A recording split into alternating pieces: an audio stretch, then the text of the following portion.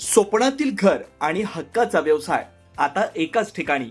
राहता साकूर येथील एअरपोर्ट रोडवर आम्ही घेऊन आलोय एक भव्य डेव्हलपमेंट प्रोजेक्ट इराज पार्क. आमची वैशिष्ट्ये: कलेक्टर NA प्लॉट्स, बंगलोसाठी हक्काची जागा, कमर्शियल कॉम्प्लेक्स, मुख्य रस्त्याला लागून दुमजली गाळे, प्रशस्त 2 BHK व 3 BHK रो हाऊस आणि 2 BHK flat scheme.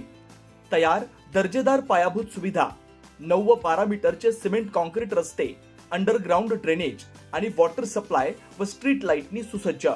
Ready club house, open gym, मुलांसाठी प्ले एरिया आणि सुंदर गार्डन. सुंदर असे प्रभू श्रीराम मंदिर प्रोजेक्ट मध्येच. पत्ता: सर्वे नंबर 97/1, एअरपोर्ट रोड, उपासनी महाराज मंदिराजवळ, साकुरी, राहता. आजच संपर्क करा 8550 99 70 70. राहता नगरपंचायत हद्दीमध्ये जो काही नगर मनमाडचं काम सुरुवातीला चालू केलं गेलं होतं, त्यामध्ये साईड गटरच्या लेवल जेवढ्या उंच झाल्या होत्या की लोकांच्या दुकानांना त्याचा परिणाम निश्चित झाला असता.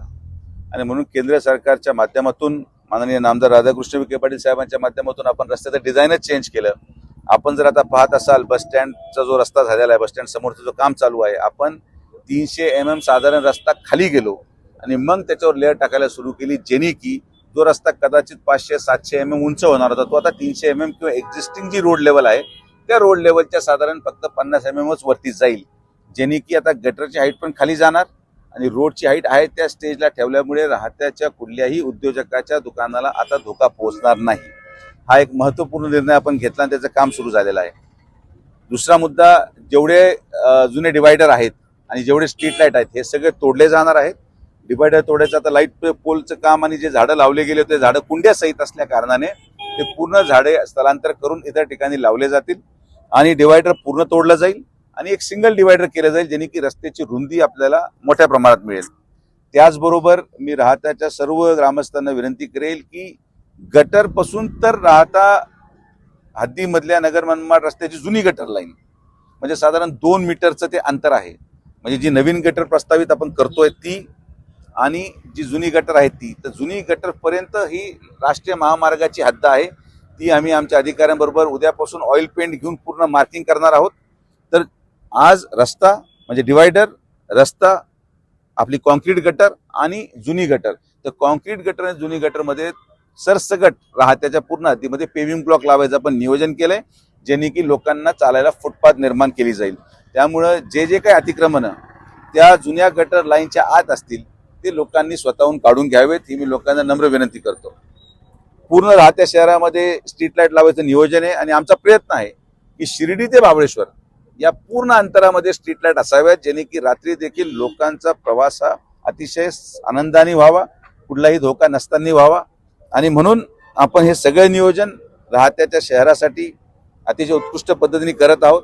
कुठलीही समस्या नागरिकांना होणार नाही आणि हा रस्ता सुस्थितीत पुढच्या 1 महिन्यामध्ये पावसाळ्याच्या आत राहत्याच्या नागरिकांच्या सेवेसाठी चालू केला जाईल. आता जो राहता नगरपालिका हद्दीतले स्ट्रीट लाईट हे मात्र इलेक्ट्रिकल असतील. त्याचं कारण असं आहे की राहत्यामध्ये एक्सप्रेस फीडर आणि गावठाण सेपरेशन असल्यामुळे 24 तास विजेची प्रोव्हिजन आहेत. इतर ठिकाणी जे शहराबाहेरचे जे हायवे लगत हायमास असतील किंवा स्ट्रीट लाईट असतील ते सोलर लावले जातील, कारण की तिथं मेंटेनन्स आणि वीज बिल भरायचा प्रश्न नेहमी निर्माण होतो. त्यामुळे तिथं सोलरचं प्रोव्हिजन आम्ही करतोय. तर ते एक प्राथमिक अंदाज आहे की किती लागतील त्याचं आता आम्ही कॅल्क्युलेशन करायला सुरू करणार आहोत. अभूतपूर्व असं हा रस्ता आणि लोकांची सुविधा करण्याचं काम माननीय नामदार राधाकृष्ण विखे पाटील साहेबांनी केलेलं आहे. आज या रस्त्याची पाहणी आम्ही सिव्हिल उपरुग्णालय जिथं काम सुरू होतं त्याचं काम पाहून आम्ही सुरुवात केली आणि चालत चालत आम्ही साकुरीकडे जात आहोत. तर ज्या ज्या अडचणी लोकांच्या येत आहेत रस्त्यामध्ये भेटून लोक समस्या सांगतात ते आम्ही सोडत हा रस्ता पूर्ण केला जाईल. कुणीही रस्त्यामध्ये बाधा आणू नये ही नम्र विनंती आहे.